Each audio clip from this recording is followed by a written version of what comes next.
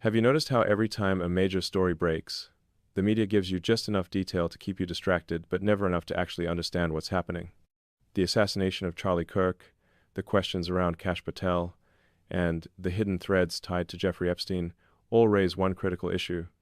We're not being told the whole story. And what's left unsaid might be even more important than what's shown on the news.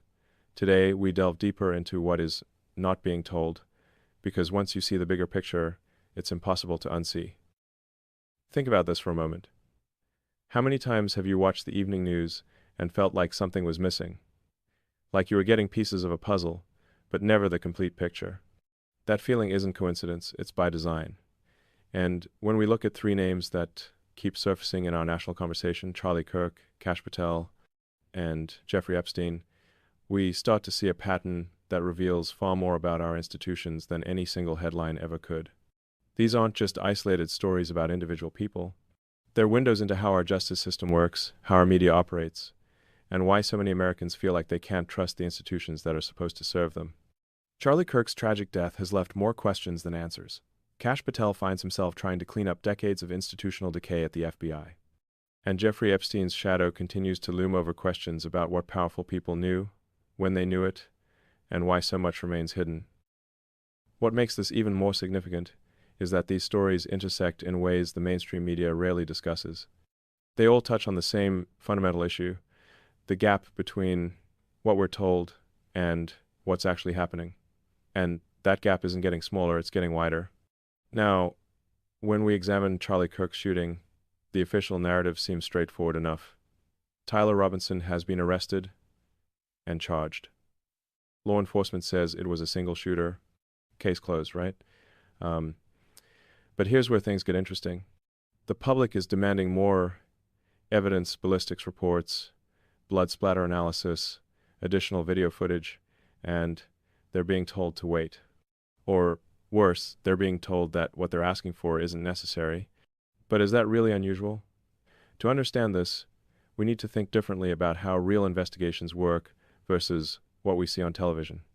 Most of us have grown up watching crime shows where complex cases get solved in an hour, minus commercials. The ballistics report arrives exactly when the plot needs it. But that's Hollywood, not reality. Real criminal investigations fit sources together that we wouldn't even consider. You might think you see the picture forming, like they do in movies, to throw you off track, but then new sources or evidence pop up that don't seem to add up. This process requires patience, methodical work, and often keeping crucial information away from public view, not because investigators want to hide the truth, but because revealing it too early could compromise the entire case. Joe Brown, an amazing judge who spent decades on the bench, explains it this way. Real breakthroughs in investigations often happen at 4 a.m, when an investigator suddenly connects dots they hadn't seen before. Then they rush to the office to follow new leads and examine evidence from a fresh angle. This isn't the stuff of television drama, it's painstaking, often boring work that unfolds over weeks and months, not minutes. So, when people complain that there's been no ballistics report released in the Kirk shooting, they might be missing the point. In many cases, especially with rifle shootings, bullets pass completely through their targets and end up buried in dirt or damaged Which beyond direction the useful shot analysis. came from. But when you already have multiple camera angles showing exactly what happened, that information becomes redundant. The real question isn't why we haven't seen these specific pieces of evidence. The real question is why we have become so accustomed to demanding them. And the answer to that lies in our entertainment culture. We've been conditioned to expect instant answers, complete transparency, and forensic detail that wraps up neatly with a bow on top. Look, I get it. I would love to know today what happened exactly to Charlie, but sadly enough, that's not how criminal justice works. This expectation of immediate gratification creates a perfect breeding ground for conspiracy theories. When official investigations move at their own pace, public imagination rushes in to fill the gaps. Some people start wondering if there's more to the story. Others begin questioning whether authorities are competent enough to handle the case. And still others start spinning elaborate theories about. Some have suggested that only a professional marksman could have made that shot. But here's something the media rarely mentions. The typical deer hunter in America regularly makes shots from similar distances. We're talking about roughly 490 feet, a distance that millions of Americans practice at regularly during hunting season.